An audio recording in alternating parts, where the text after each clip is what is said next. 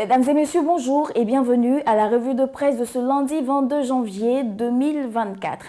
On ouvre avec le déplacement du Premier ministre à Korogo à la faveur du forum Invest in Korogo. Cet événement qui se tient en marge de la CAN qui se déroule dans cette ville du Nord permet, selon le mandat, à Begré-Mambé de promouvoir la région du Poro aux investisseurs. Le quotidien Fraternité Matin, qui a aussi suivi les traces du Premier ministre, indique à sa une que Mambé explique pourquoi il faut investir dans le Poro.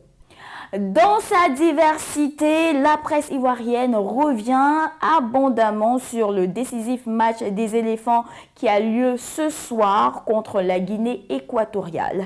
Le Patriote joue sur la fibre patriotique de nos footballeurs et mentionne « Fiers éléphants, le pays vous appelle ».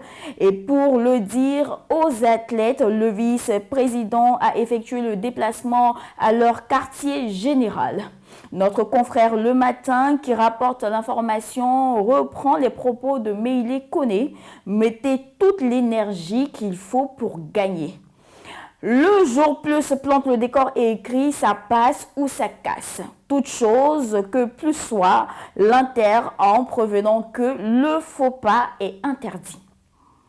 La voix originale de son côté parle de match de rachat pour les éléphants aujourd'hui.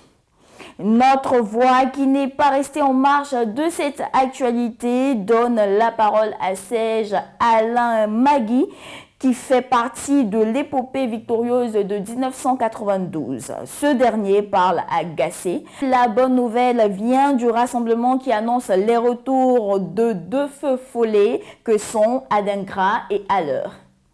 La politique continue d'alimenter quelques espaces des tabloïds. Le Nouveau Réveil informe que Tidiane Thiam prend fonction en tant que président du PDCI RDA mercredi et insiste que les choses sérieuses vont commencer. Le journal Le Temps nous rapporte la rencontre entre Georges Ognien et la fédération du PPACI de Yopougon. Soir Info, dans le style qu'on lui connaît, nous propose un fait divers. Le journal nous rapporte qu'écrou suite à une plainte militaire, un capitaine de l'armée pique une crise et meurt. Et terminons la revue de presse à l'international, précisément au Sénégal, où Ousmane Sonko et Karim Wade écartés de la présidentielle 2024.